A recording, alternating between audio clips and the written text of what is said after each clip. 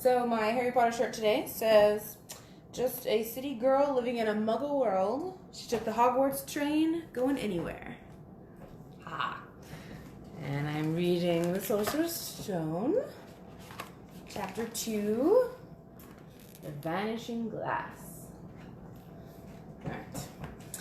Nearly 10 years had passed since the Dursleys had woken up to find their nephew on their front step, but Privet Drive had hardly changed at all. The sun rose on the same tidy front gardens and lit up the brass number 4 on the Dursleys' front door. It crept into their living room, which was almost exactly the same as it had been on the night when Mr. Dursley had seen that faithful news report about the owls. Only the photographs on the mantelpiece really showed how much time had passed. 10 years ago, there had been lots of pictures of what looked like a large pink beach ball wearing different colored bobble hats. But Dudley Dursley was no longer a baby, and now the photograph showed a large blonde boy riding his first bicycle on a roundabout at the fair, playing a computer game with his father, being hugged and kissed by his mother. The room held no sign at all that another boy lived in the house, too. Yet Harry Potter was still there, asleep at the moment, but not for long. His Aunt Petunia was awake, and it was her shrill voice which made the first noise of the day. "Up! Get up! Now!" Harry woke with a start. His aunt rapped on the door again. "Up!" she screeched. Harry heard her walking towards the kitchen, and then the sound of the frying pan being put on the cooker. He rolled onto his back and tried to remember the dream he'd been having. It had been a good one. There had been a flying motorbike in it. He had a funny feeling he'd had the same dream before. What do people think? Oh, hi! His aunt was back outside the door. "Are you up yet?" she demanded. "Nearly," said Harry. "Well, get a move on. I want you to look after the bacon. And don't you dare let it burn. I want everything perfect on Diddy's birthday." Harry groaned. "What did you say?" his aunt snapped through the door. Nothing. Dudley's birthday. How could he have forgotten? Harry got slowly out of bed and started looking for socks. He found a pair under his bed, and after pulling a spider off of them, put them on. Harry was used to spiders, because the cupboard under the stairs was full of them, and that was where he slept. When he was dressed, he went down to the hall and to the kitchen. The table was almost hidden beneath all of Dudley's birthday presents. It looked as though Dudley had got the new computer he wanted, not to mention the second television and the racing bike. Exactly why Dudley wanted a racing bike was a mystery to Harry, as Dudley was very fat and hated exercise, unless, of course, it involved punching somebody. Dudley's favorite punching bag was Harry, but he couldn't often catch him. Harry didn't look it, but he was very fast. Perhaps it had something to do with living in a dark cupboard, but Harry had always been small and skinny for his age. He looked even smaller and skinnier than he really was, because all he had to wear were old clothes of Dudley's, and Dudley was about 4 times bigger than he was. Harry had a thin face, knobbly knees, black hair, and bright green eyes. He wore round glasses held together with a lot of sellotape because of all the times Dudley had punched him on the nose. The only thing Harry liked about his own appearance was a very thin scar on his forehead, which was shaped like a bolt of lightning. He had had it as long as he could remember, and his first question he could ever remember asking his Aunt Petunia was how he got it.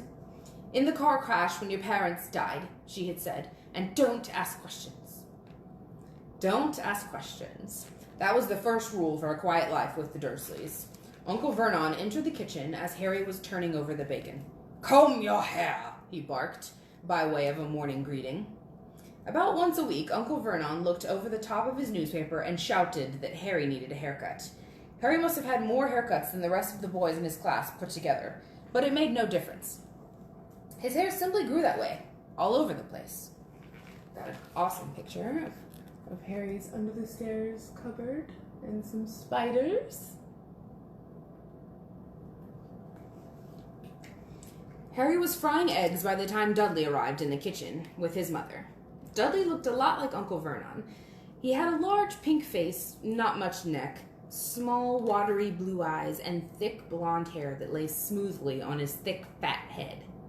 Aunt Petunia often said that Dudley looked like a baby angel. Harry often said that Dudley looked like a pig in a wig. Harry put the plate of eggs and bacon on the table, which was difficult as there wasn't much room. Dudley, meanwhile, was counting his presents. His face fell. 36, he said, looking up at his mother and father. That's 2 less than last year. Darling, you haven't counted Auntie Marge's present. See, it's here under this big one from Mummy and Daddy. All right, 37 then, said Dudley, going red in the face. Harry, who could see a huge Dudley tantrum coming on, began wolfing down his bacon as fast as possible in case Dudley turned the table over. Aunt Petunia obviously scented danger too, because she said quickly, "And we'll buy you another 2 presents when we're out today. How's that, Popkin? 2 more presents. Is that all right?" Dudley thought for a moment. It looked like hard work. Finally, he said slowly, "So I'll have 39 Sweetums," said Aunt Petunia. "Oh," Dudley sat down heavily and grabbed the nearest parcel. "All right, then." Uncle Vernon chuckled. "Little Tyke wants his money's worth, just like his father. Attaboy, Dudley." He ruffled Dudley's hair. I just made him Southern. I don't know why. Sorry. At that moment, the telephone rang, and Aunt Petunia went to answer it, while Harry and Uncle Vernon watched Dudley unwrap the racing bike, a cine camera, a remote control aeroplane, 16 new computer games, and a video recorder. He was ripping the paper off a gold wristwatch when Aunt Petunia came back from the telephone, looking both angry and worried.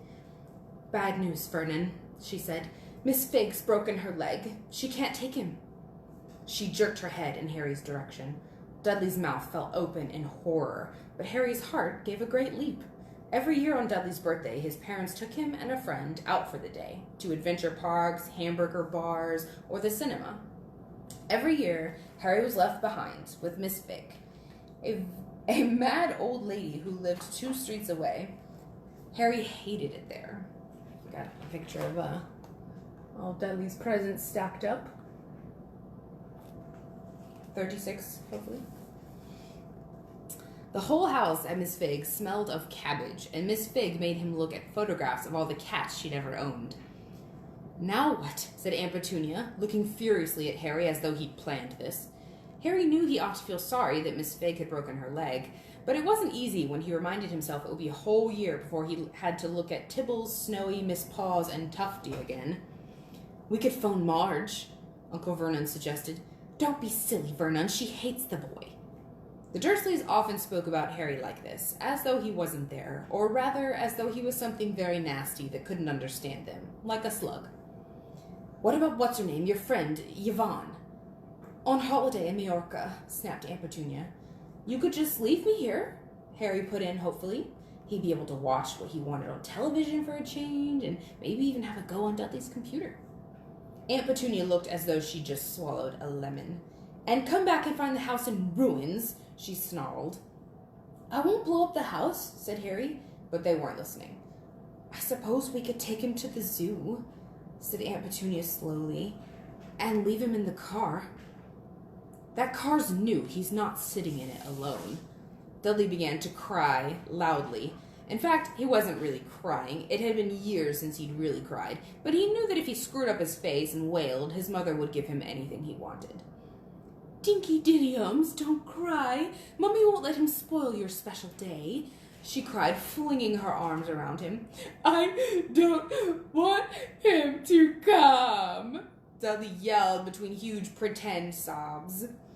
"He always spoils everything." He shot Harry a nasty grin through the gap in his mother's arms. Just then, the doorbell rang.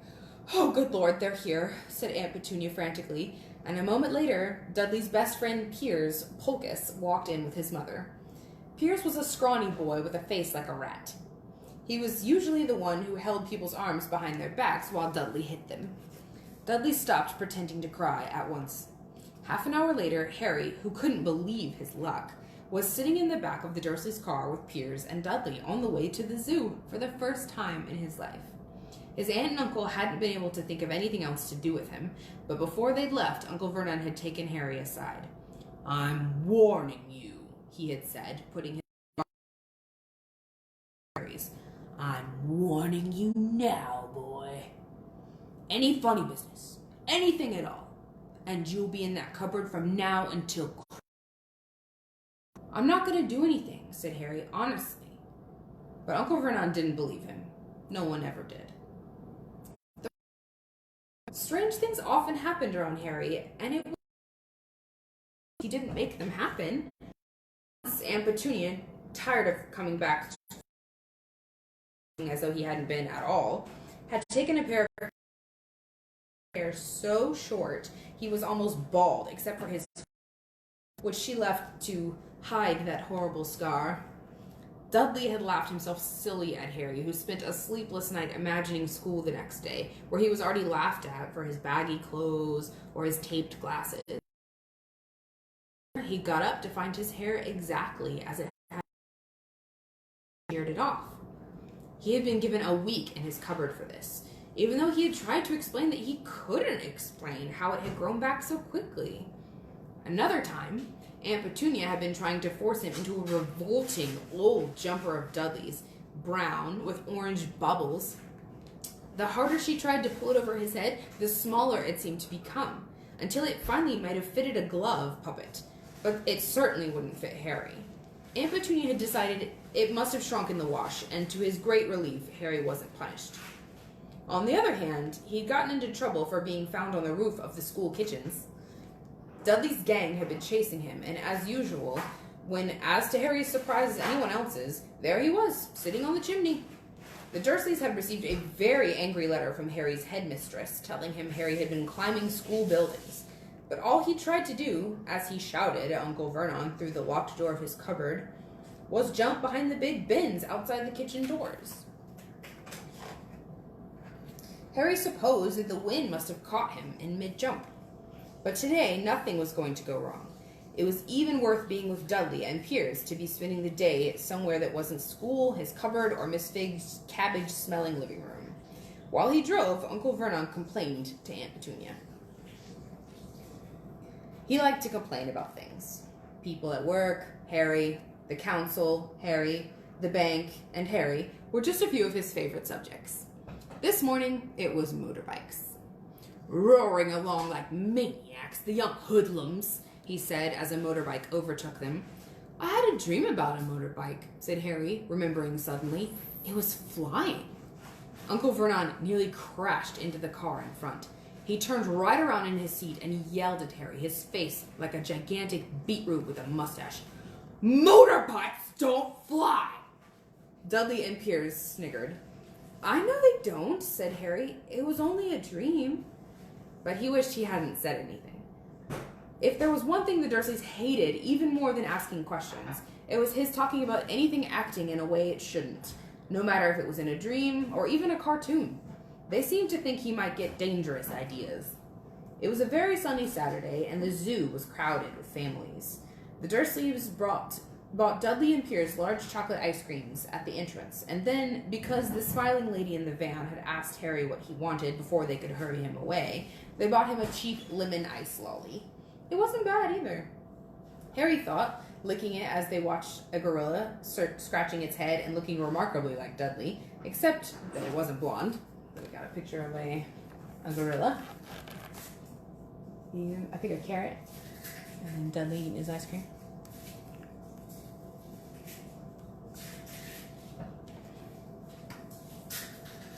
Harry had the best morning he'd had in a long time. He was careful to walk a little apart from the Dursleys, so the Dudley and Piers, who were starting to get bored with all the animals by lunchtime, wouldn't fall back on their favorite hobby of hitting him. They ate in the zoo restaurant, and when Dudley had a tantrum because his Knickerbocker glory wasn't big enough, Uncle Vernon bought him another one, and Harry was allowed to finish the first. Harry felt afterwards that he should have known it was all too good to last.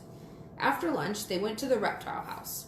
It was cool and dark in here, with lit windows all along the walls. Behind the glass, all sorts of lizards and snakes were crawling and slithering over bits of wood and stone. Dudley and Piers wanted to see huge, poisonous cobras and thick, man-crushing pythons. Dudley quickly found the largest snake in the place. It could have wrapped its body twice around Uncle Vernon's car and crushed it into a dustbin. But at the moment, it didn't look like it was in the mood. In fact, it was fast asleep. Dudley stood with his nose pressed against the glass, staring at the glistening brown coils. "Make it move," he whined at his father. Uncle Vernon tapped on the glass, but the snake didn't budge. "Do it again," Dudley ordered. Uncle Vernon rapped the glass smartly with his knuckles, but the snake just snoozed on. "This is boring," Dudley moaned. He shuffled away. Harry moved in front of the tank and looked intently at the snake. He wouldn't have been surprised if it died of boredom itself. No company except stupid people drumming their fingers on the glass, trying to disturb it all day long. It was worse than having a cupboard as a bedroom. It was worse than having a cupboard as a bedroom where the only visitor was Aunt Petunia hammering on the door to wake you up. At least he got to visit the rest of the house. Got an awesome picture of Harry looking at the snake here.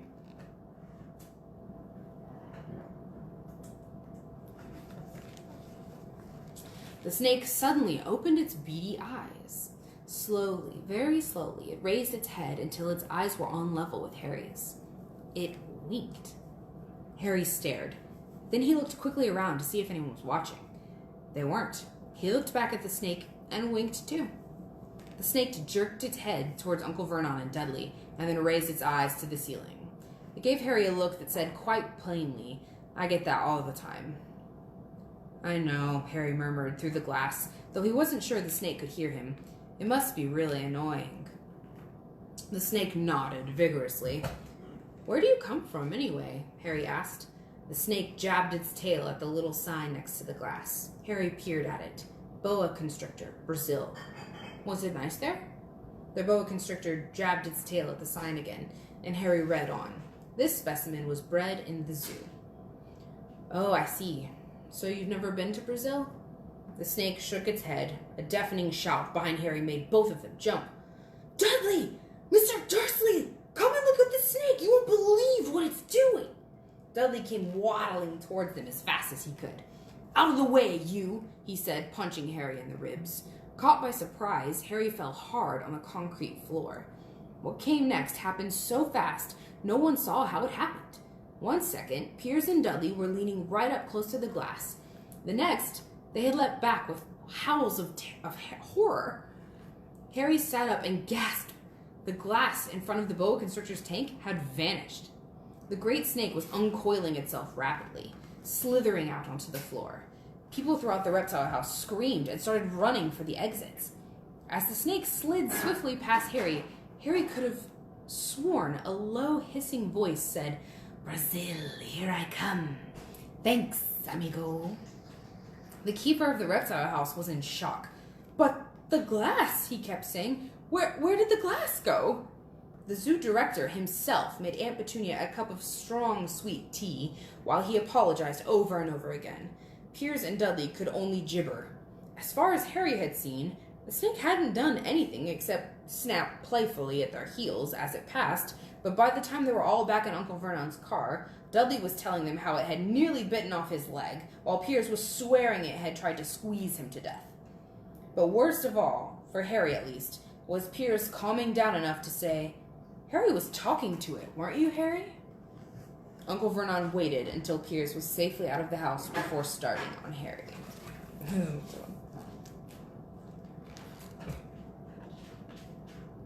This egg is huge.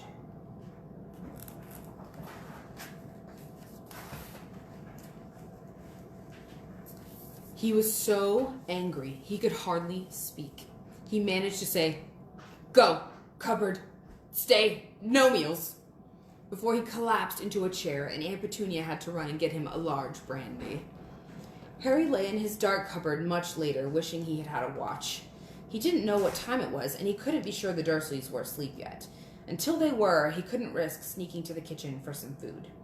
He lived with the Dursleys almost 10 years. 10 miserable years. As long as he could remember, ever since he'd been a baby and his parents had died in that car crash.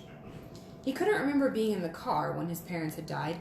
Sometimes, when he strained his memory during long hours in his cupboard, he came up with a strange vision. A blinding flash of green light and a burning pain on his forehead. This, he supposed, was the crash, though he couldn't imagine where all the green light came from. He couldn't remember his parents at all. His aunt and uncle never spoke about them, and of course, he was forbidden to ask questions. There were no photographs of them in the house. When he had been younger, Harry had dreamed and dreamed of some unknown relation coming to take him away, but it had never happened. The Dursleys were his only family. Yet sometimes he thought, or maybe he hoped, that strangers in the street seemed to know him. Very strange strangers they were, too. A tiny man in a violet top hat had bowed to him once while out shopping with Aunt Petunia and Dudley. After asking Harry furiously if he knew the man, Aunt Petunia had rushed them out of the shop without buying anything. A wild-looking old woman dressed in all green had waved merrily at him once on a bus. A bald man in a very long purple coat had actually shaken his hand in the street the other day and then walked away without a word. The weirdest thing about all these people was the way they seemed to vanish the second Harry tried to get a closer look. At school, Harry had no one. Everybody knew that Dudley's gang hated that odd Harry Potter in his baggy old clothes and broken glasses, and nobody liked to disagree with Dudley's gang. Oh, and that's it. Cool. Yay! So next time we'll be reading The Letters from No One. Thanks, guys.